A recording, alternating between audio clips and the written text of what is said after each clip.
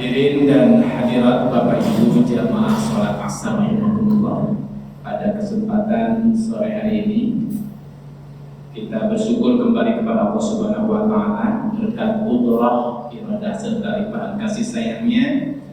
Allah Subhanahu wa taala memberikan kesempatan dan kemudahan kepada kita semua untuk kita bersama-sama menunaikan ibadah sholat asar berjamaah. Salawat serta salam tak lupa mari kita aturkan kepada baginda Nabi besar Muhammad sallallahu alaihi wasallam, kepada keluarganya, sahabat-sahabatnya, tabi'in-tabi'innya serta kepada seluruh pengikut ajarannya hingga akhir zaman.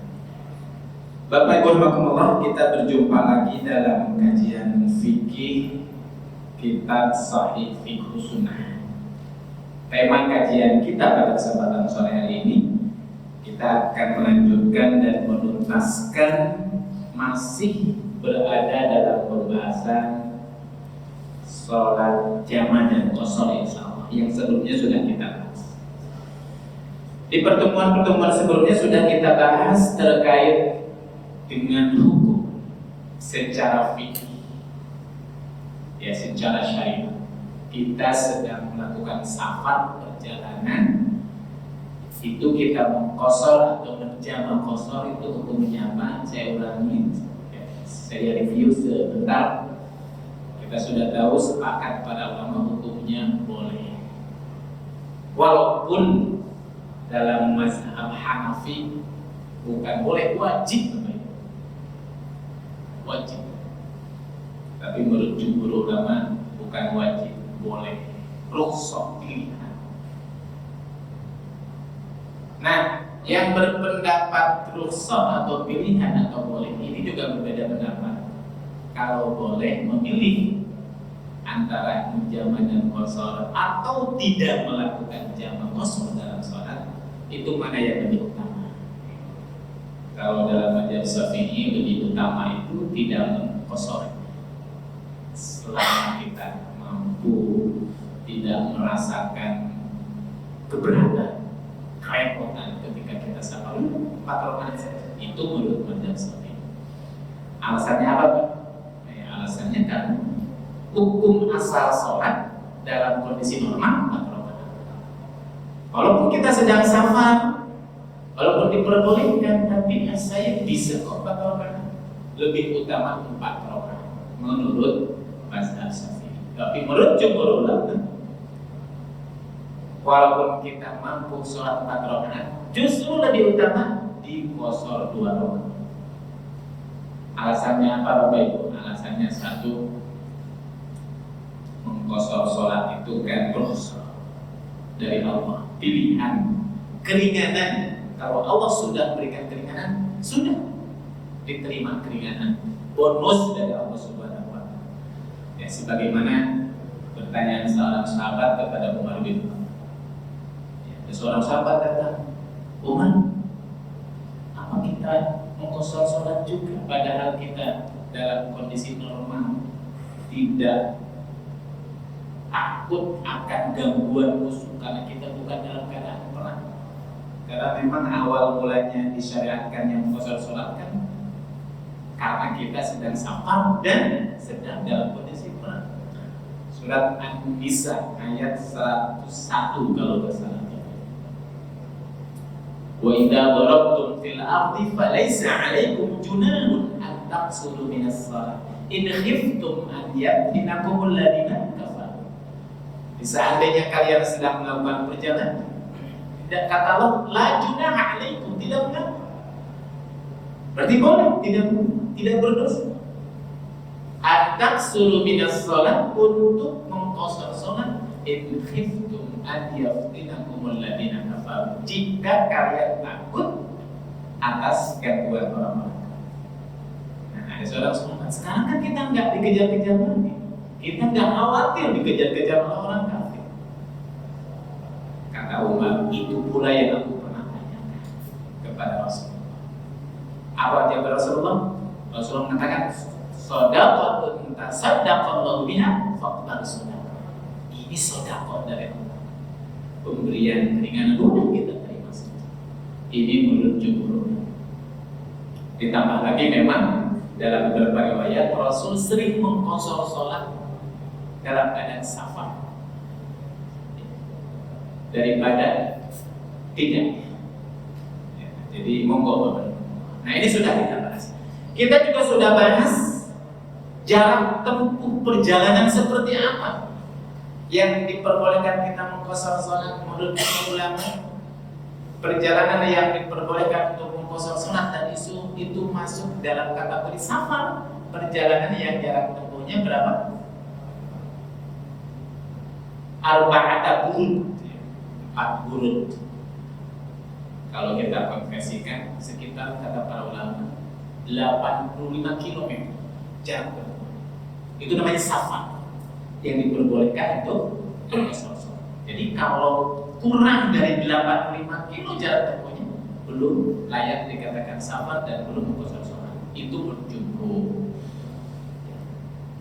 Tapi kalau menurut mazhab Hanafi lebih lama lagi.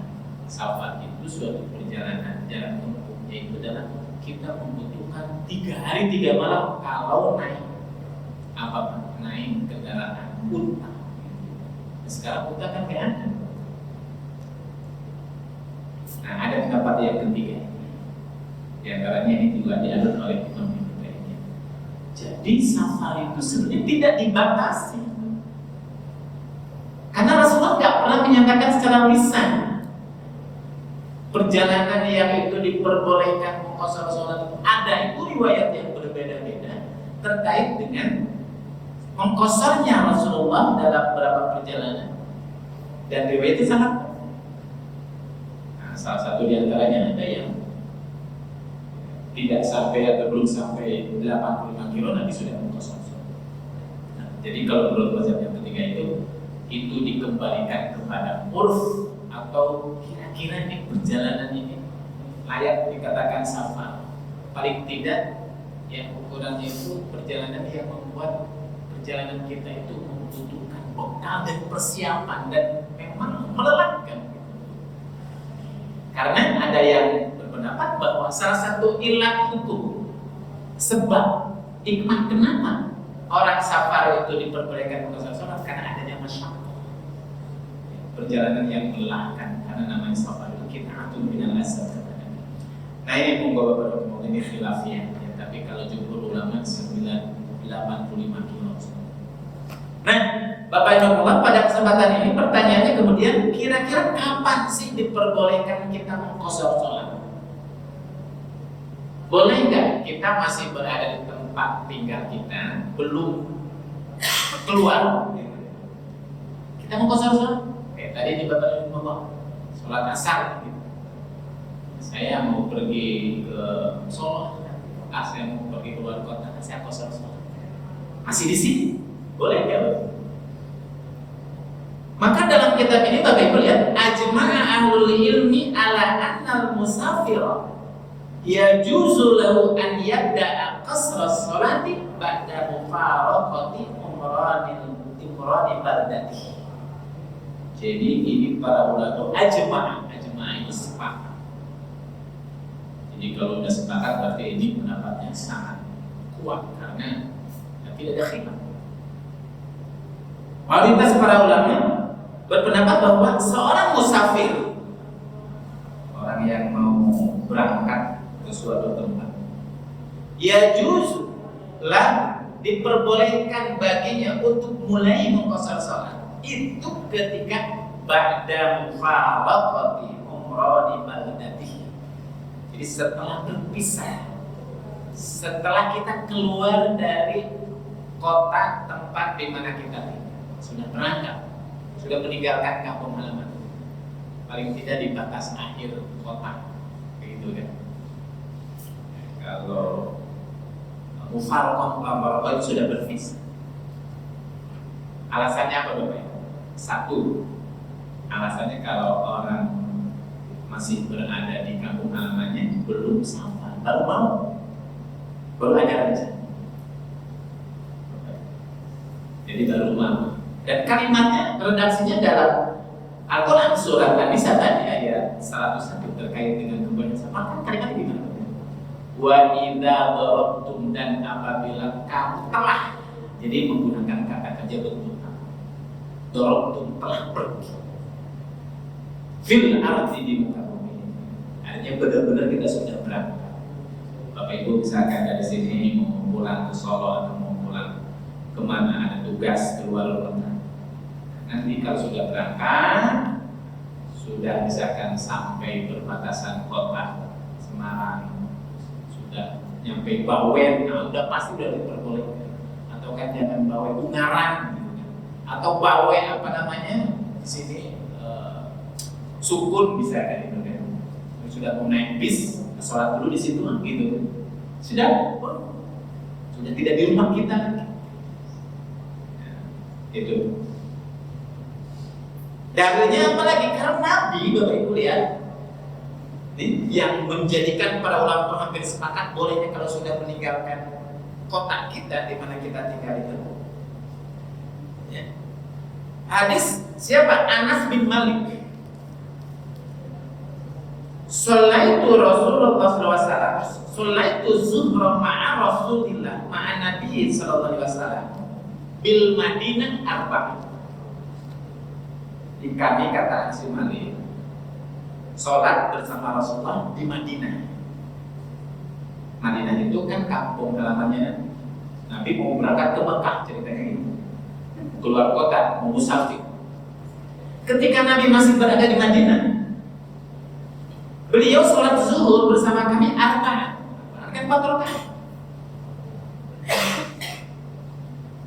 Wa bidil Khulaifah raka'ataini. Tapi ketika Rasulullah sudah keluar dari Madinah sampai kepada Dzul Khulaifah. Dzul Khulaifah itu yang sekarang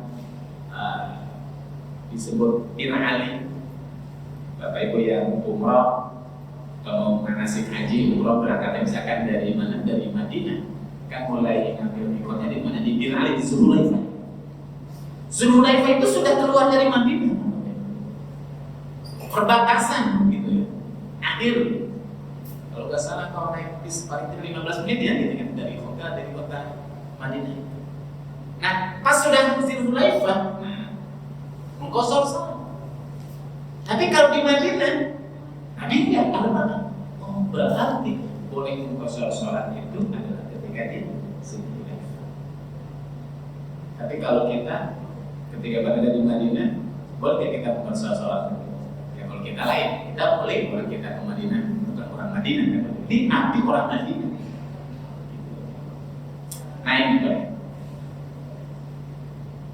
Jadi setelah keluar, baru mengkosor dan menjamaknya. Nanti akan kita bahas tentang menjamak. Kalau menjamak, pertanyaannya kemudian, kita sudah berangkat ke suatu tempat yang kita tuju, apapun nama kota. Ketika sudah sampai ke tempat yang itu, kira-kira berapa lama, berapa hari kita masih boleh mengkosor salat? Maka dalam kitab ini begini Bapak.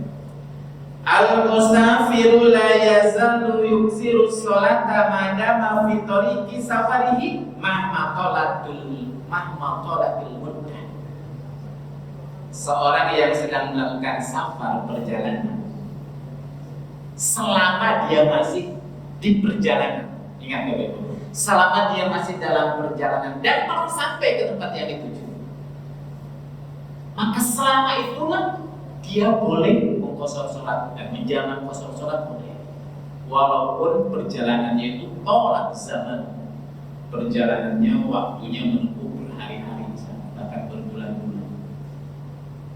Contoh misalkan Bapak Ibu yang tahun ini ada yang berangkat naik haji 2 tahun depan itu dari Indonesia naik sepeda kalau nggak salah, atau naik motor lah. Kita sering tiap tahun mendengar kan orang yang naik haji naik motor, ada yang naik sepeda.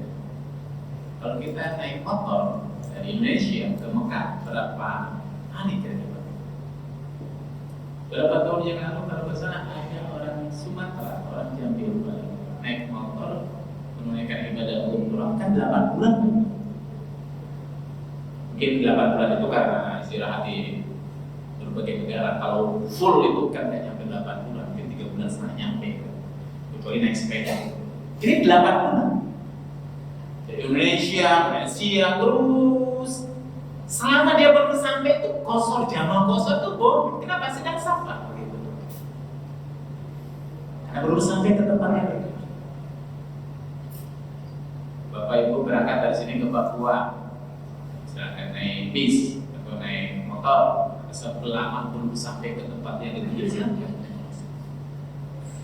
Nah, pertanyaannya, fa'idha wasala ilal baladil ladzi arada, apabila sudah sampai kepada tempat yang dia tuju, sudah sampai nih, famal muddat allati yushra'u lahul qasr, berapa lama diperbolehkannya dia masih tetap qasar salat ketika sudah sampai.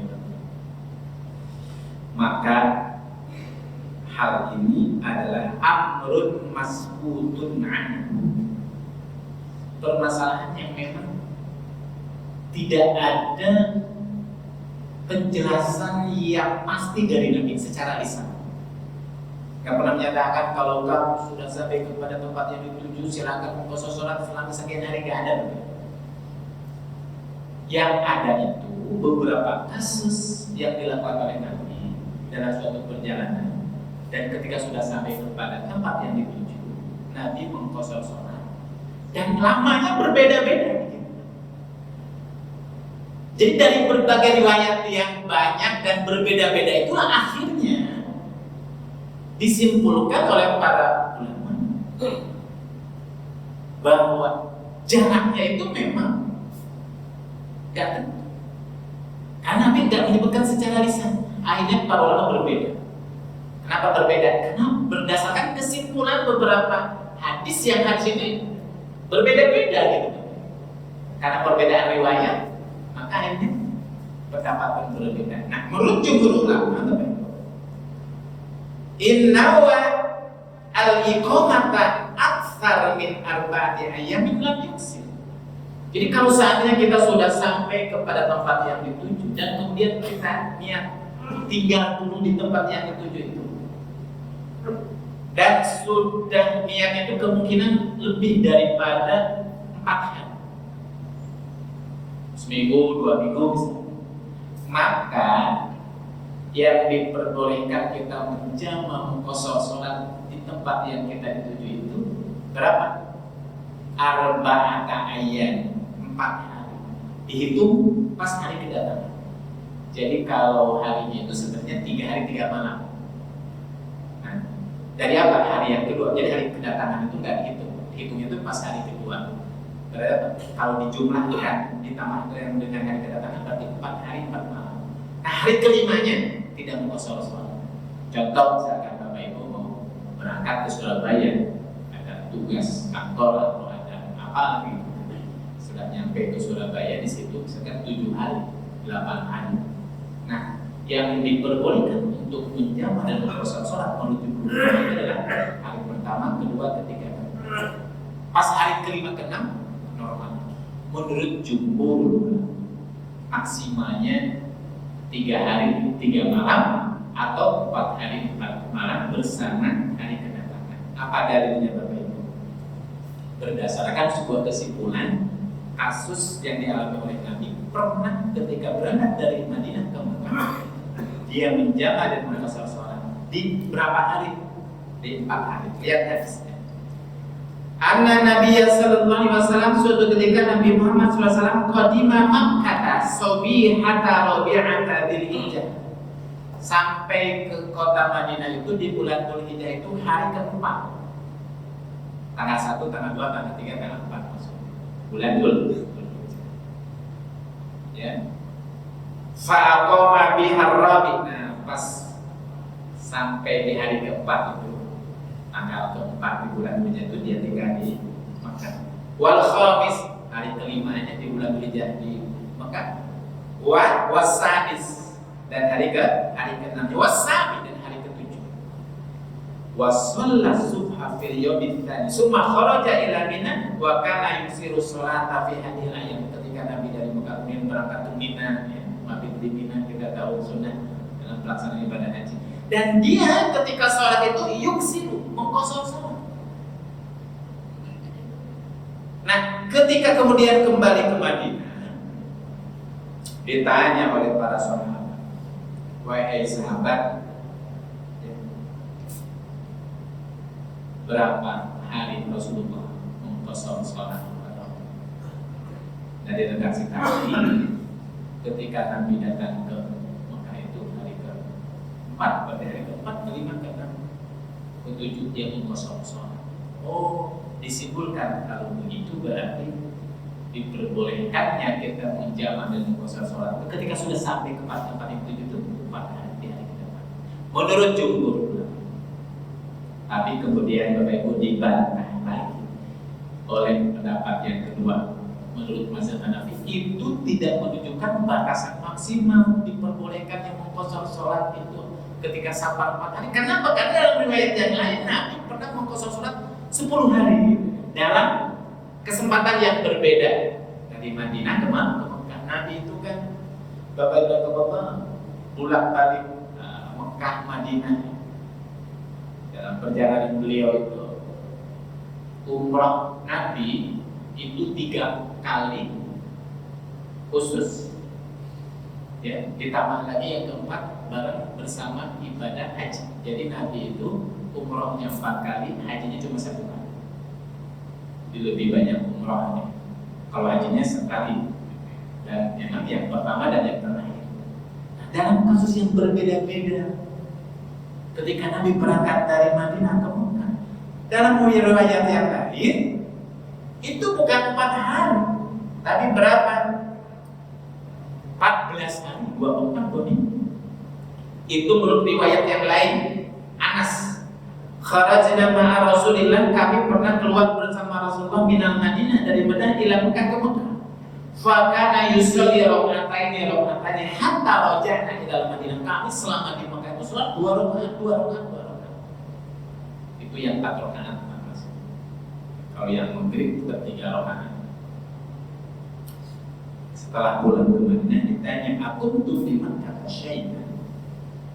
Kamu, wahai Anas bersama Rasulullah ketika di Mekah salat diqashar berapa lama? Dia mengatakan, aku nabiha asyran. Pada waktu itu kami tinggal di Mekah itu dan mengqashar salat selama asyran. Asyran itu berapa? 10 hari. Itu lebih banyak, 10 hari. Pendapat yang ketiga, ini lebih ringan lagi, lebih ringan lagi, lebih mudah lagi, lebih banyak diberikan keleluasan. Kalau pendapat yang ketiga, dan ini mazhab ini para ulama, Hasan al-Basri, sahabat yang bernama Qatadah dan Ibnu Taimiyah mengambil pendapat ini. Annal musafir yuksiru abadan ma la yanwi iqamatan daimah. Orang yang musafir ketika sudah sampai ke tempat yang dituju, selama dia tidak ada niat untuk mukim di situ, untuk tinggal di situ, untuk jadi orang penduduk kota itu, maka selama itu dia boleh menjamak mengqashar salat. Contoh Bapak Ibu misalkan ada tugas dari kantor, pergi ke Pekalongan, pergi kemana-mana, tugas audit misalkan. Kita belum tahu nih berapa lama nih kerjaan kita selesai. Bisa seminggu, bisa 2 minggu, tapi nggak pernah ada niat tinggal di situ. Ini cuma menyelesaikan tugas. Bisa jadi 1 minggu, 2 minggu, bisa 3 minggu. Bahkan mungkin tinggalnya juga tidurnya ganti-ganti misalkan. Maka selama tidak ada niatan untuk menjadi penduduk asli di situ, tinggal di situ, aktivitas di situ, paling 2 minggu, paling 3 minggu nanti balik lagi, maka selama itu kita boleh menjamak mengqashar. Kecuali Bapak Ibu memang mutasi kemudian ke suatu kota, ya berarti kan kerjanya memang di situ, itu layak kan. Ini nggak dia tinggal di situ, Bapak. Bertimbang dengan apa boleh. Karena Nabi nggak pernah menyatakan secara lisan sekian hari. Karena ada riwayat yang berbeda itu. Oh berarti kata kuncinya satu, safar bukan. Dia sedang musafir. Bapak Ibu, maka dari sinilah kita akan mendapatkan beberapa riwayat sahabat atau generasi tabi'in dan tabi'in itu pernah mengqashar sholat. Ada sahabat yang mengqashar sholat selama 6 bulan Bapak. Bahkan ada yang 1 tahun gitu qashar sholat. Karena dia sedang melakukan apa Bapak? Traveling atau apa? Jauh lah apa namanya kan? Karena dia putar terus. Salah satunya di sini siapa? Ibnu Umar. Ibnu Umar itu sahabat Nabi, satu di antara sekian ulamanya kalangan para sahabat. Aqama bi Azerbaijan sanat sittata ashhurin artajun alaihi musalt fakana yusalli raka'ataini. Jadi Ibnu Umar itu pernah berkunjung ke Azerbaijan. Azerbaijan itu daerah mana? Negara bekas jajahan apa Soviet kalau nggak salah. Ini Umar kan orang Mekah. Itu 6 bulan di sana dia. Itu sholatnya 2 rakaat. Yang 4 rakaat jadi di kos. Bahkan ada yang 1 tahun gitu kan. Dia mau qashar sholat. Bahkan ada yang 2 tahun. Nah, siapa? Imam Malik, Anas bin Malik, mazhab yang kedua. Setelah Imam Hanafi. Anas bin Malik aqama bin Naisabur sanatan atau sanatai, dia pernah tinggal di Naisabur. Imam Malik itu kan orang Madinah, tinggalnya di Madinah dan wafatnya kalau nggak salah di Madinah. Dia pergi melakukan sebuah perjalanan kan ke Naisabur. Dia tinggal di sana 1 tahun atau 2 tahun. Karena yusolli raka'atan, ini dia sholat 2 rakaat. Dia maksudnya di qashar. Kenapa? Imam Malik gak ada niatan tinggal di Naisabur, mungkin ada tugas dakwah ngajar atau apapun di sini kan. Jadi kembali ke Madinah. Terus bagaimana kalau Bapak mencontohkan Allah? Misalkan bukan orang Semarang, tapi kerjaan di Semarang, tiap hari sehari-hari di Semarang, kemudian dikasih tempat, misalkan apa mes kan itu, KTP-nya bukan KTP Semarang, tapi 24 jam sehari-hari di Semarang. Boleh nggak mau qashar sholat? Maka dalam kondisi semacam itu berarti ibu bapak pada waktu itu bukan sedang sholat. Kenapa? Tinggal di sini, aktivitas di sini. Gitu Bapak. Ya, ini persis seperti saudara-saudara kita yang sedang kuliah di mana? Di luar negeri sana, di Mesir, di Madinah. Ya, mereka orang Indonesia. Tapi mereka di sana kan sehari-hari ini memang di situ, nggak pindah-pindah juga. Kegiatannya di situ kuliah. Nah, mereka sedang apa? Bukan sedang sabar, mukim di sini. Mukim di sini. Itu nggak boleh mengqashar sholat. Justru kalau mereka pulang ke Indonesia itu liburan, sedang safar ke Indonesia, dia mengqashar sholat. Gitu. Nah, karena dia kegiatan aktivitas utamanya yang sekarang menjadi di luar sana. Nah, seperti itu Bapak Ibu. Ya. Nah, pertanyaan selanjutnya, bagaimana hukumnya ketika sedang safar, kemudian kita datang ke suatu kota, suatu tempat yang dituju, kemudian kita sholat, cuma kita sholatnya di belakang orang mukim. Idza dakhala al-musafir fi sholatil rubaiyah, apabila orang yang musafir sedang safar, kemudian dia masuk ke masjid, kemudian dia sholat, kebetulan ikut sholatnya sholat asar, sholat zuhur yang jumlahnya 4 rakaat. Khalfa imamin mukimin, kebetulan yang jadi imam penduduk asli sana, bukan orang yang musafir. Orang yang mukim berarti sholatnya 4 rakaat. Fala yakhlu min thalathati halat. Ini ada 3 kondisi. 1, an yudrika ma'al imam thalatha aw arba'a rakaat. Kalau kita ikut berjamaahnya bersama imam yang penduduk asli orang yang mukim itu, ikut sejak dari awal seperti itu. Takbir pertama, takbiratul ihram, rakaat pertama, kedua, ketiga, keempat. Falyazimu al-itmam bihi wa itmamus sholat arba'ah. Sepakat para ulama bahwa maka kita harus ikut sesuai dengan jumlah rakaat imam. Walaupun kita sedang safar, kan boleh Bos. Kita sedang safar asal mengqashar sholat saja, nggak boleh. Kenapa? Karena kebetulan kita jadi makmum. Orang mukim itu 4 rakaat. Apa dalilnya Bapak Ibu? Kata Nabi, innama ju'ilal imam liyutamma bihi. Dijadikan imam itu kan untuk diikuti oleh makmum. Jadi kalau seandainya misalkan imam sedang sholat 1 rakaat, 2 rakaat, pas tasyahud yang pertama, imam berdiri masuk rakaat ketiga, kita salam. Karena niat kita mau mengqashar sholat, berarti kita menyalahi imam. Gitu. Udah ikuti saja. Sempurnakan jadi 4 rakaat. Kenapa? Kebetulan imamnya mungkin. Dan kita ikut dari awal. Kalau kita assalamualaikum pada imam gak salam, berarti kita menyalahi hadis Nabi. Itu sepakat. Nah, yang berbeda pendapat para ulama ketika kita masuk barisan shaf berjamaah itu bukan rakaat pertama. Kapan? Pas rakaat ketiga dan keempat. Nah, Bapak Ibu, boleh nggak kita ikut salam bersama imam 4 rakaat, kita 2 rakaat? Kan salamnya bareng, betul nggak Pak? Boleh. Menurut mazhab Syafi'i tentu nggak boleh. Kenapa? Karena statusnya kita makmum, musafir, dia ikuti status sholat orang yang mungkin 4 rakaat. Jadi ketika imam assalamualaikum kan sudah 4 rakaat, kita berarti kurang 2 rakaat tambah. Itu menurut mazhab Syafi'i. Tapi menurut mazhab Hanafi beda lagi, boleh. Jadi imam 4 rakaat, orang 2 rakaat. Makmum imam niat 4 rakaat, makmumnya niat 2 rakaat.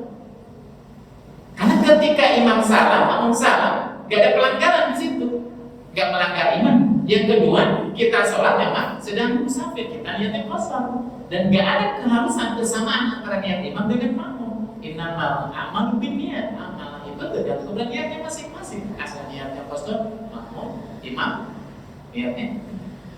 Dan tidak ada bilang itu mazhab Hanafi. Kenapa? Karena pas 2 rakaat kita niatnya qashar. Ya, nah ini terjadi khilaf. Kalau saya udah, kalau kita posisinya jadi makmum, udah ikuti imam saya. Artinya ikut kepada status sholat imam yang mungkin. Terus bagaimana kalau saya sholatul mukim khalfal musafir? Orang mukim sholat di belakang imam yang imam sedang safar. Ketika dia sedang safar, imam sholat qashar. Kira-kira makmum boleh dia mengqashar gitu? Nah, kalau kita jadi imam, kebetulan kita sedang safar, boleh Bapak Ibu kita mengqashar sholat. Kenapa? Karena imam itu kan punya otoritas. Kebetulan kita jadi imam, saya mengqashar sholat kan sedang safar. Cuma si yogianya berkata kepada makmum, Bapak Ibu rahimahullah, maaf kami sedang safar.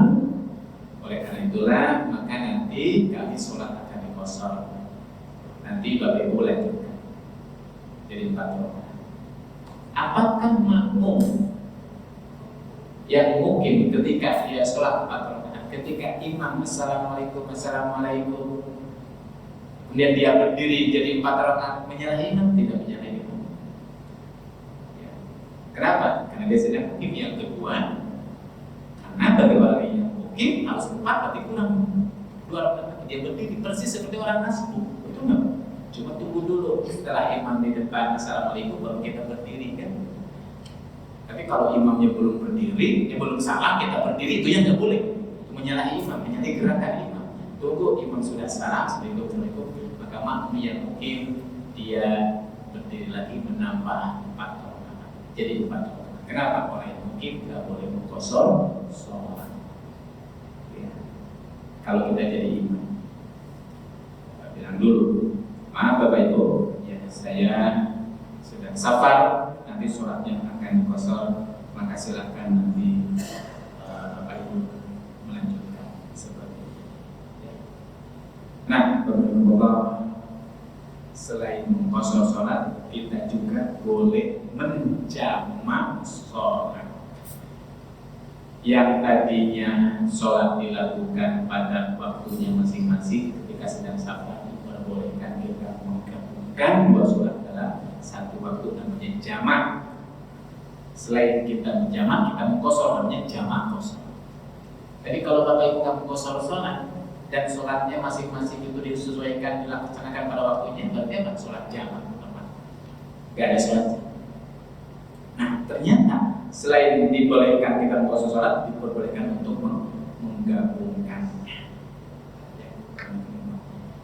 Namanya sholat ya jamak, sedang dalam keadaan safar. Hanya saja Bapak Ibu, ketika kita menjamak dua waktu sholat dalam satu waktu, maka ada beberapa hal yang memang disunahkan. Satu, kalau kita mau menjamak, satu, setiap kita akan berdiri melakukan sholat harus diawali dengan iqomah.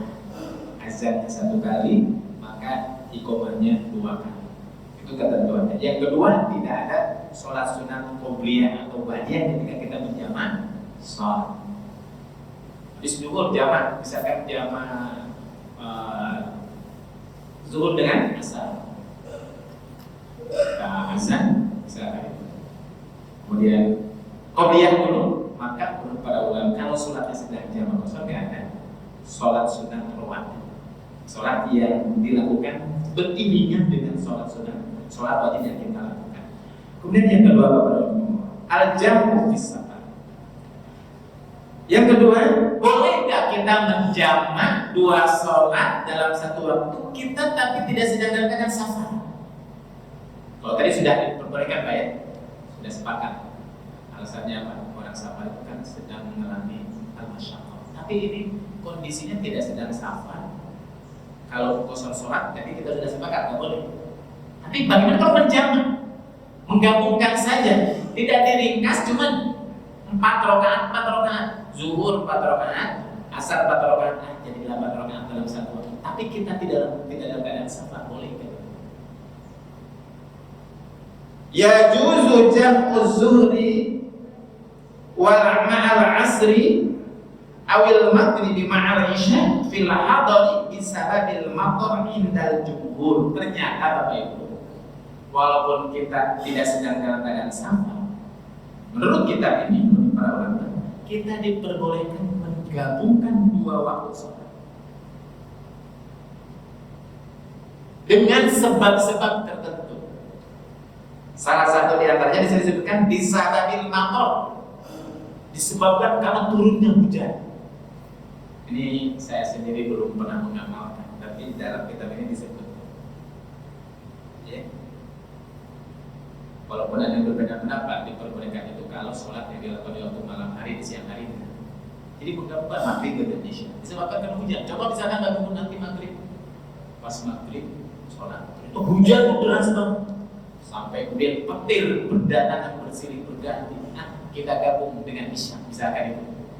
Itu pun sebagian para ulama boleh. Apa dalilnya? Ada sebuah hadis yang secara implisit disebutkan begini. Lihat kata Ibnu Abbas, jamaah Rasulullah SAW baina zuhri wal asri. Rasul itu pernah menjamak, menggabungkan antara zuhur dan asar, wal maghrib wal isya, maghrib dan isya di Madinah, di Madinah. Berarti Nabi sedang mukim di Madinah, tidak sedang safar. Fi ghairi khaufin wala matarin, itu disebabkan bukan karena khauf, karena ketakutan, karena suasana mencekam, atau bukan karena hujan.